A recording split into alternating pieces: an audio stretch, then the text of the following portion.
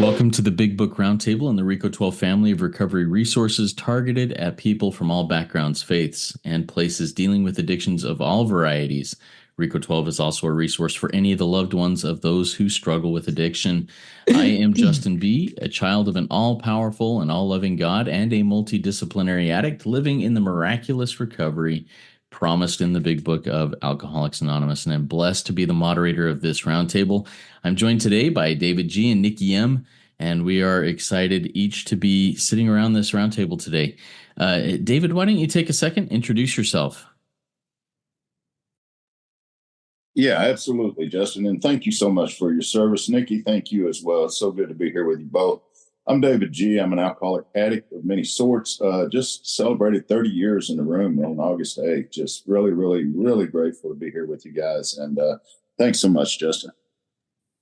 Awesome. And happy 30 years to you, David. I'm just grateful to have you in my life and in the lives of so many people that look to you as somebody to look up to, I guess. Yeah. So Nikki, why don't you take a second and introduce yourself?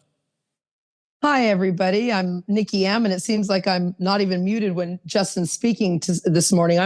I'm so grateful to be here. I'm a grateful member of this program, and I'm just so deep in love with this fellowship, this big book. Justin, David G., like, happy birthday. You do not know the lives you're touching, because I send a lot of these recordings, obviously, to my sponsees. This is a tool. And a sponsee, the other day, I reached out to you and I said, can I give her your number? She literally, I might as well have been giving her the number of Jesus Christ, okay? But hey, David is just us. We're not going to give him all this, put him on a hilltop. He's just an average, grateful child of God. Love you guys. I love sitting around this round table with average children of God who are striving to practice the principles and in all of our affairs. All right.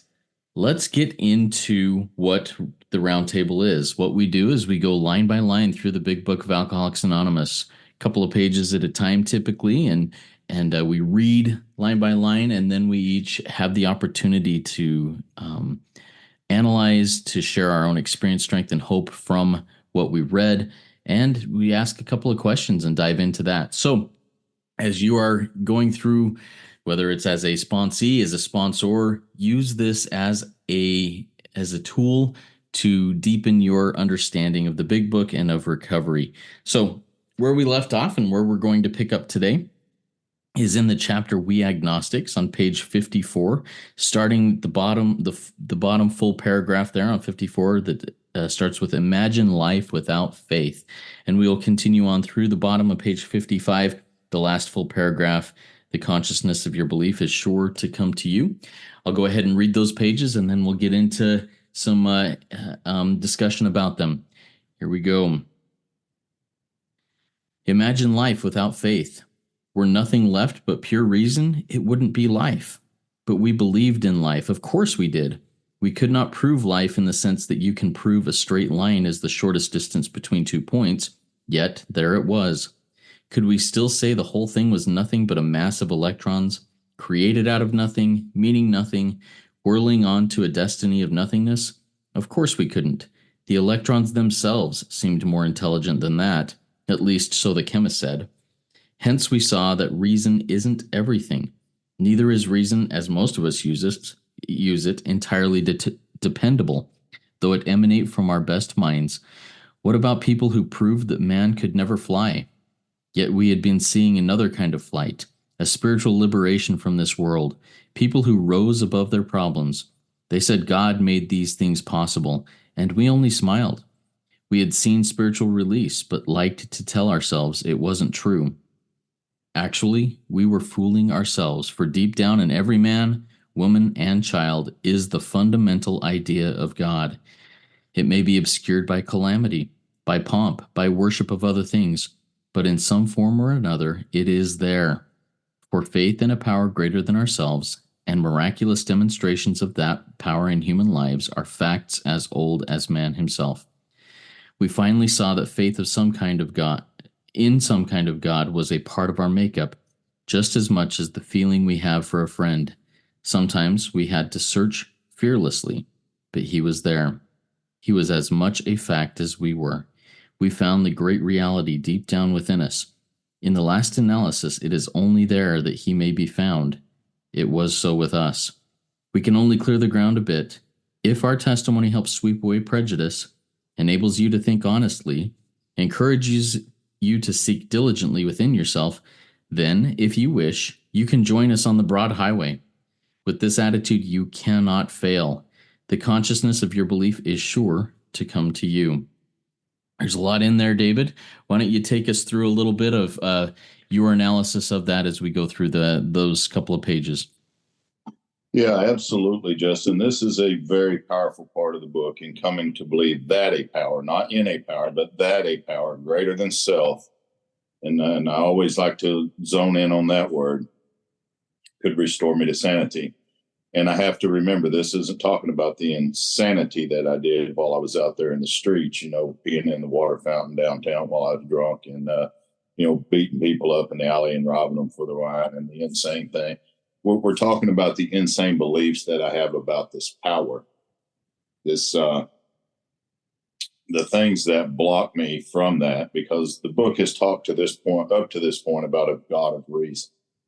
And that's where my belief and my thought system has been centered. And it's asking me to change that, because if that changes, then my actions change, my behavior changes, everything begins to change in my life, because now I'm no longer believing the way I was. Remember, we've talked about this for months. Self is made up of a set of beliefs, concepts, ideas, prejudice, attitudes, feelings. These are the things that need to be rearranged according to the spiritual experience in the back of the book, to tell us that we can have an awakening from self. And that has happened to me as a result of doing this. Now, I got pretty sick in the fellowship for a long, long time. And, lust and stuff was just killing me. And I'd worked the steps, and I just didn't get any better until I really discovered what this is talking about.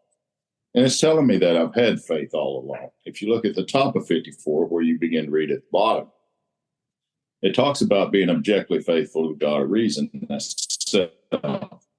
And so faith has been involved all the time. I've always had faith. It's just been channeled in the wrong direction. And this is saying, once we turn our belief system around, our thought system, through this process outlined in the book, then we're going to have that kind of faith in order to recover.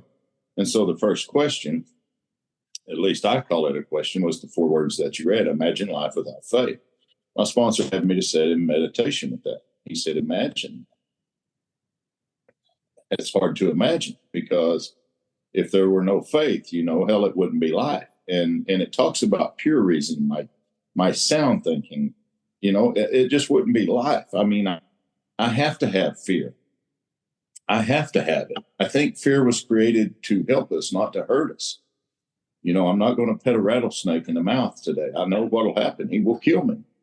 But if I'm so afraid that I won't even go near the woods because there may be a snake out there, then fear is channeled in the wrong direction. My faith just went the opposite way. And really, this is what that's asking me to do. In the bottom paragraph that you read there, it tells me that hence we saw that reason isn't everything, either is reason. Because here's how most of us use it. We entirely depend upon it. For years, I would just pray. And I just run off and do my day however I wanted to do, just live self-sufficiently. That's not what this is asking us to do at all. I'm entirely dependable on a system of thought that continues to fail me, and I'm praying. So I don't think it has anything to do with God, but it has everything to do with my belief in this power. So once that changes, then I'm good. And I just love this. It says, we've been seeing another kind of flight, a spiritual one that, from this world. And I think when I'm in meditation, I get to experience the spirit world. And it's just a beautiful process. I remember people saying God made these things possible. There's a short story. There was a couple that bought a piece of property, and the place was run down. It was a shack, and it was just weeds had overtaken it. The plumbing was bad. The wiring was shot. And slowly, they began to fix this up. Well, there was this old couple that observed this every week. They would watch it. And little by little, the place began to really come alive and look good. So the old couple, they were coming home from church one day, and he said, I'm going to stop and talk to this guy. And so they stopped and introduced themselves, and the old man looked around and he said, "Isn't it wonderful what God has done?" And the young man said, "Yeah, it is, but you ought to see what this place looked like a year ago when God had it all by himself." And really, that's kind of how we are. If we think that we don't have any part in this, that God has done everything and we've done nothing, then that's an old idea. I had to show up with willingness. I had to open this book. There's many things that God can do for me that I can't do for myself, but there's so many things that I can do for myself. Long story short, without God, I can't. Without me, he won't. And that's just the way it is. So this part of the book is really telling me now I've been full of myself, because deep down in every man, woman, and child is the fundamental, and here's the key word, idea of God. That idea must change, because obviously the one I've had up to that point in life was not working. It says obscured by calamity, pomp, worship of other things, some form or another there, for belief for faith in a power greater than self, and miraculous demonstrations of that power as old as. But I love this. We finally saw, and this is where I was 25 years later. I finally saw that faith in some kind of God was a part of my makeup. I always thought God was some distant entity, an elderly man with a long beard and hair and a cane and a chalk or a clipboard, and he was keeping score, and all of this bullshit that we come up with in our mind. But what changed for me, there was an old timer in Alcoholics Anonymous whenever I came years ago, and I loved that old man. I just did. And one day he got old and he started dying, and it was in the hospital. I remember going to see him. And there was such a love and compassion that was coming out of me for that man. And I just didn't understand where that come from, because I was so full of hate all my life. I'd killed a man. I'd hurt so many people. I just didn't know that kind of love. But I was reading this with a sponsee one day, and I seen exactly where that came. This God, this part in my makeup is just as much as I have a feeling for a friend. And that experience came back to me that day. But there's a condition for me to keep that, and it's found in the next sentence.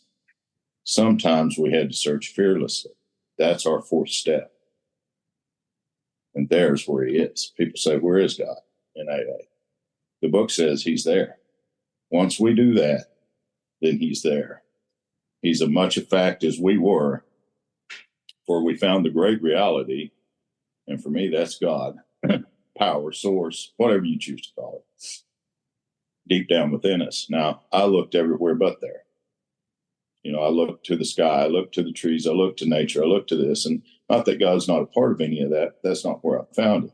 Once I did the inventory and seen who I was not, I always thought that's who I was, but really that's who I'd become based on a narrative that was in my mind and myself. Once that was all cleared away, like the book says right here, he was there. He's as much a fact as we were. It's so with us. So here's what it's saying to me. We can only clear the ground a bit if the testimony helps sweep away old ideas, enables you to, keyword right here, think honestly, encourages you to search diligently within yourself. There's that fourth step again, searching and fearless.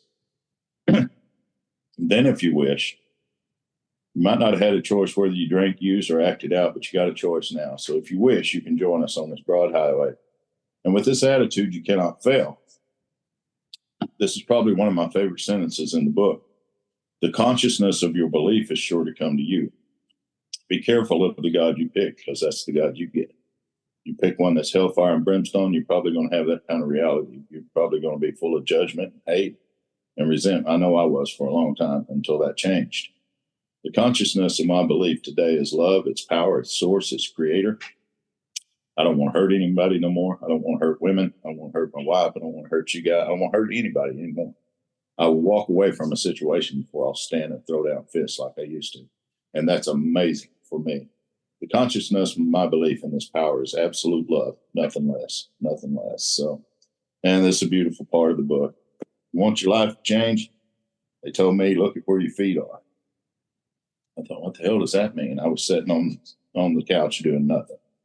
They said, get up off your ass, open the book, go through the work, do the inventory, stay in 10, 11, and 12, have a new experience, and work with others. That's what's happened. Thank you, Justin.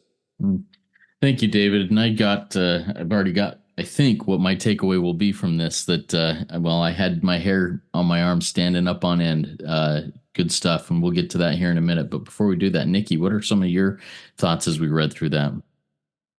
Yes. Hi. Well, I have everything standing up every time David talks. That's why I didn't want to use the word average, but we can literally at this table, I can make David into a guru. And Justin, you and I are like, sometimes we're just like drooling it. Give me more. Like, beware of the God you choose. If you want to change, look where your feet are. Yeah, brain's exploding. But let's get to this book and my experience, strength, and hope with this part of it. And I could just sit on like basically one line. We could just sit on one line in this part because it is magic. My step 2 when I teach it, I spend a lot of time on page 55, but we'll get to 54 where we started. Imagine a life without faith. And now today, after 12 years of being in these rooms, my line out says it's a pit of hell. Like, if life without faith, it's like, be careful because ignorance is bliss. And so once you awaken, it's hard to go back. It's really hard to go back. And this whole paragraph here is what I like to describe as, what we're doing right here. We're just talking about life. Isn't that what we're doing? And or like, I love to go back and, this Roman times, I'm in my toga. There's people waving, fans around us, and there's a whole buffet of figs and nuts, and we're just talking about life. That's what this is all about, isn't it? Like, we're so busy blotting out our consciousness with everyone else's life because there's so much social media and all this stuff. But this is what it is. Like, we can't prove anything. Think about these things. Created nothing out of nothingness. These are big thoughts, and we could sit here all day reasoning, talking about all of this stuff. And then, that's what I see from this paragraph. It's just like this idea, these beliefs that we have. And we can talk about this forever. But if you go to page 55 where it says spiritual liberation from this world, see, that's what this is about. From this world.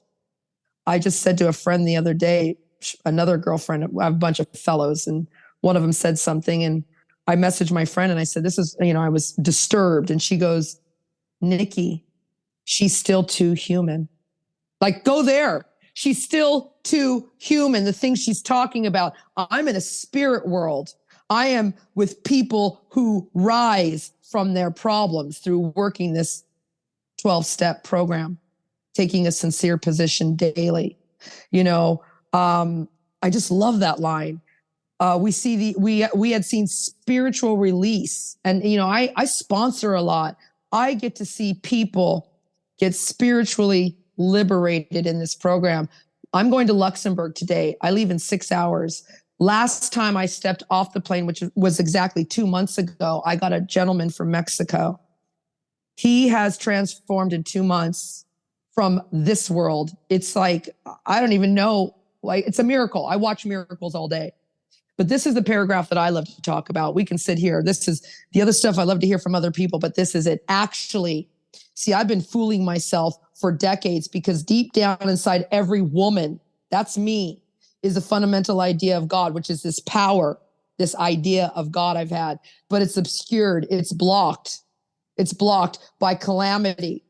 When my friend Maria Jones, and I'm going to say her name because you can Google her daughter, Holly, was taken, kidnapped, murdered, raped, and cut up and found in Toronto Island. Her daughter is the same age as my daughter, Haley. That blocked me from God. There is no God. Calamity, all the whale shit of the world, pomp, my pride. I am God. You're not going to tell me what this is. I am God. And how about my worship of other things? I worship finance and romance. I worship sex and checks. I worship men and money. You understand? This is all obscured, blocking me from a power. So imagine all these things are blocking me. I can't even tap the power, but in some form it's there. And I love this here. See, this isn't a new concept, this idea of God. We're just all like, God, we've been so separated over all of the generations. Go back. This is from time. People have been talking about this. This is a fact as old as people. And I love this line. I finally see that God is part of my makeup, just as a feeling we have for a friend. How do I describe that? See, I'm already in love with David and Justin. They've done nothing to hurt me. They're probably in love with me in that way. But if I start hurting their wife, hurting their children, stealing from them, beating up their moms. That's going to block me. So I have that feeling for God the minute I come out of my mom's womb. I love God. But then I start getting beaten down by life. So that feeling of a friend that God is with me disappears because I'm getting beaten down. But if you don't do anything to me, I still love you. But my life has taught me, I've been programmed to think God did it. But we learned through this process, God didn't do it. God is my friend. See, my God wants to spoil me. As David said, be careful of the God you choose. I chose one that spoils me rotten, that worships me. And I have to search fearlessly because I sponsor a lot of dry drunks, and we all know what that's about. And I said, have you searched fearlessly for God? Because you're searching fearlessly for those women, for that money, for that prestige, for that power, but you are not searching fearlessly for God, for being responsible, for forgiving people, for loving yourself and others. You aren't searching fearlessly for anything but your accolades. But it's there. It's a fact. And I love this too. It's in the last, I've looked for God everywhere. It says it's in the last analysis. I've looked for it in your pants. I've looked for it in your bank account. I've looked for it in my home, in my tight ass while I'm spinning on a stage.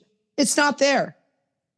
It's not there. And who's we? You guys clear the ground. My sponsor cleared the ground. Bill W., this book clears the ground. David G., Justin, my people before me clear the ground. And their testimony, number one, helps me sweep away prejudice.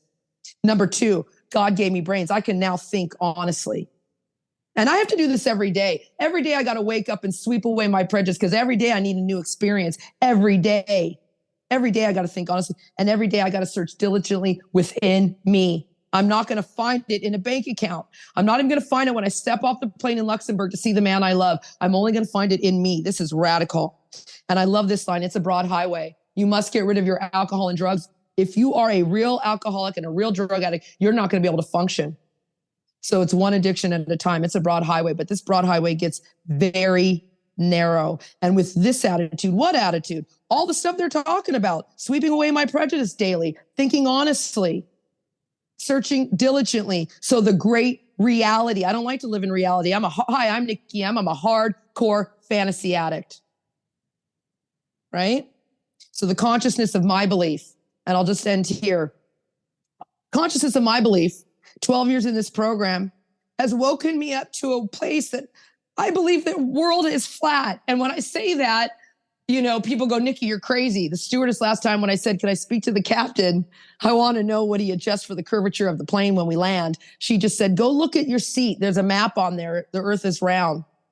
See, I have to have the consciousness of my belief is going to come to me. That means everyone is welcome here. Atheist, your own conception of God.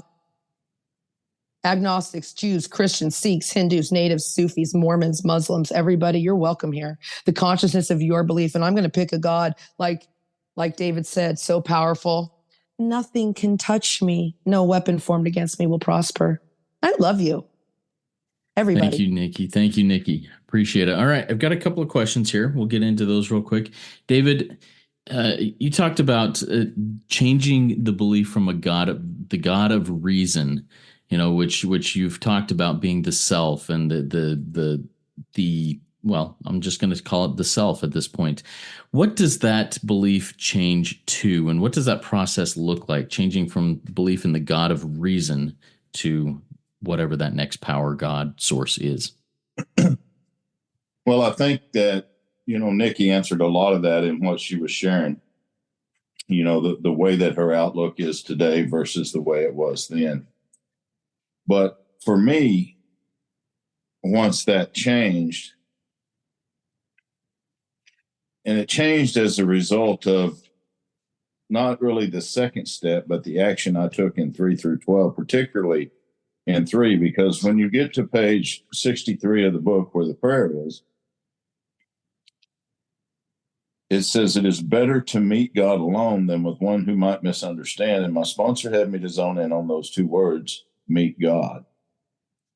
And he's like, this is where we meet God. And so as a result of that and going through the work, I'm I'm drawn to page 75 of the book. And this is what that looks like now. I can look the world in the eye. I can be alone at perfect peace and ease. See, I don't work on my fears. I hear that shit a lot in the room. Yeah, good luck with that. Let me know how that goes. This says our fears fall from us. I don't go work on it. I begin to feel the nearness of our Creator. We may have had certain spiritual beliefs, but now, and now being the key word, we're going to go from a belief to an experience. We had certain spiritual beliefs, but now we begin to have this spiritual experience, the feeling, and that's all that changed. That the drink problem has disappeared. It has often come strongly. We feel, there it is again, the broad highway, and Nikki was talking about it just a little bit ago there. It was in our reading today. I'm walking hand in hand with the spirit of the universe, and I'm not only talking about through the fifth step. From here through page 102, 3 of this book, moving forward, I'm going to walk hand in hand with the spirit of the universe. That's what it looks like today when I recover from self. I'm now aware of the things that always defeated me. I always thought it was the drugs, the alcohol, the women, the toys, all of this stuff. If I could just get rid of them, I'd be okay. Well, I got rid of them, or they got rid of me, and I just wasn't okay. But once my beliefs about all of those things changed, then I began to have an experience, and I began to walk hand in hand with the spirit of the universe, and my life has never been the same since. So that's what it looked like then. That's what it looks like now. Thanks, Justin. Thank you, David. Appreciate that. All right, Nikki, question I have for you. You talked about a really difficult calamity that could be very easy to obscure people, myself included, from God. How can we deal with these calamities that happen in everyday life? I mean, I have a sponsee right now who had a calamity happen just the other day, and he went and he's really struggling with his connection with God at this point, thinking, how could this happen with a loving, powerful creator who has the best in interest? Talk to me about dealing with calamity and being able to maintain spiritual connection with your creator. Oh, I love this question because I don't even know where to start. I could be here for hours, but like my friend, the mother, remember today we were talking about our schedule moving forward when I get home from Luxembourg, and I said, can we do the afternoon instead of the morning? Because I'm going to be driving home from her mother's home. She has a cottage up north. So I've seen the miracles that come out of calamity, but how do you deal with it? Number one, remember, we're in a 12-step program. So everybody, you must believe this book, because the book says there are certain trials and low spots ahead, and you will not survive them if you do not work in self-sacrifice. Work at this program. Because remember, nothing works. We're beyond human aid. That's why we're all here. So how do you deal with these calamities? Well, number one, you believe your book. You get armed with the facts.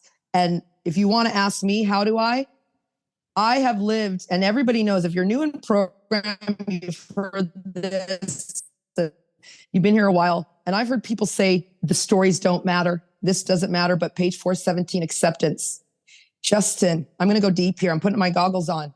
I lived here on acceptance is the answer to all my problems. Nothing, absolutely nothing happens in God's world by mistake. Every cell in my body believes that, because when COVID hit, I lost my job.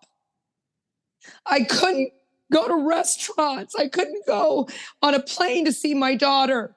I was called a bioweapon. I wasn't allowed in my sponsor's home. It was a dark time. No one wanted me. And if you think COVID wasn't real for some of you, maybe you're listening to this, it was for me. This is my experience. Dark times. I was told I'll never get on a plane again. I didn't know how life was going. And so what happened? Oh God, I know this book. Nothing happens in God's world by mistake. Everything's exactly the way it's supposed to be, Nikki. What does it say? If things are troublesome, if love is troublesome, if sex is troublesome, you're to throw yourself harder into helping other people. See, I knew to work in self-sacrifice, because that's what the book says. It has warnings, everybody. If you do not work in self-sacrifice, you won't make it when someone you love dies, when your rights are taken away, when I could go on. You understand? So how do somebody who's facing calamity and you're blocked by God, you better be armed with the facts about your big book. You better know this is a lifestyle for a lifetime, and you better have a God squad to help you get through these dark times. It says in our book, men and women of Alcoholics Anonymous, we can't do this alone. So I hope that answers the question. I trip out when I go deep into COVID, but here's the miracle. I'm getting on a plane in 6 hours. Boop, boop, be-doo. Thanks, Nikki. Appreciate that. All right, we're going to go into takeaways, and I'm going to start us off with my takeaway because, like I said, the hair on my arm stood on end here when this was mentioned. Sometimes we had to search fearlessly, but he was there. That fearless searching of what David said, hey, this is my step 4. This is diving deep, searching and fearless inventory, doing that. If I'm blocked, that's where I need to go and clear it, is in whether it be another run through step 4 or whether it be in my daily maintenance, going, where is this block, and diving deep into that, and with a searching, fearless, honest inventory of those things. And in my own recovery walk right now, I'm working step 4 with my sponsor. And I've allowed the noise and the responsibilities of the world to step in between my searching and fearless inventory, and I've put it off because of that noise. And I've found a blockage between me and my higher power, and there's the solution. Get back into it. So that's my takeaway today. David, how about you? What's your takeaway? Well, I enjoyed what Nikki said about absolutely nothing happens in God's world by mistake. I had a son drowned when he was 6 years old. He just turned 6 years old. And I was at a meeting one night and they read that. And I, being full of hurt and full of pain, I acted really negative in that meeting. And I just said, I don't believe that at all. In fact, don't ever read that to me again.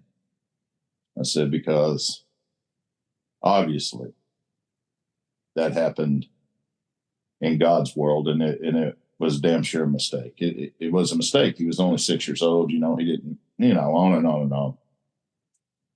So anyway, I can remember my sponsor pulling me to the side, and he said, I'm sorry that you're full of pain and that you're having a hard time. He said, but that didn't happen in God's world. That happened in man's world. And man, that was a big eye opener for me. There's a big difference between God's world and man's world. And where is that difference at? It's in my thoughts. It's in my beliefs. It's in my attitudes. Because if those things are spiritually fit, nothing you can do, nothing you can say will hurt me at all. But if I'm not spiritually fit and you do those things, I'll kill you. And that's just how it is. And that's been my experience. So there is a tremendous difference between God's world and man's world. But once we go through this process and have this awakening, then in step 11, it tells us that our thoughts are on a much higher plane. Our thoughts begin to change. Our thoughts. That's what was beating the hell out of us down here in the earlier chapters. And now we're going to turn that around, and we're going to serve God with it. So it's been a great journey. By the grace of God, I didn't drink or use through that time. And I've been able to help thousands of families who have lost children. And so it's a great miracle. It really is. Thanks for that, Justin. Yeah, and thanks for that, sharing that takeaway. Powerful. Thank you. Nikki, what's the takeaway for you? Wow. I'm just deep in love with life, with you guys, with this book. But my takeaway today is we found the great reality within us. Like I don't live in the great reality. I don't even live in reality. But the great reality, the big book says, may you find God now. And nothing is missing in this moment. I'm sitting here staring at 2 beautiful children of God. They're staring at me. Nothing is needed.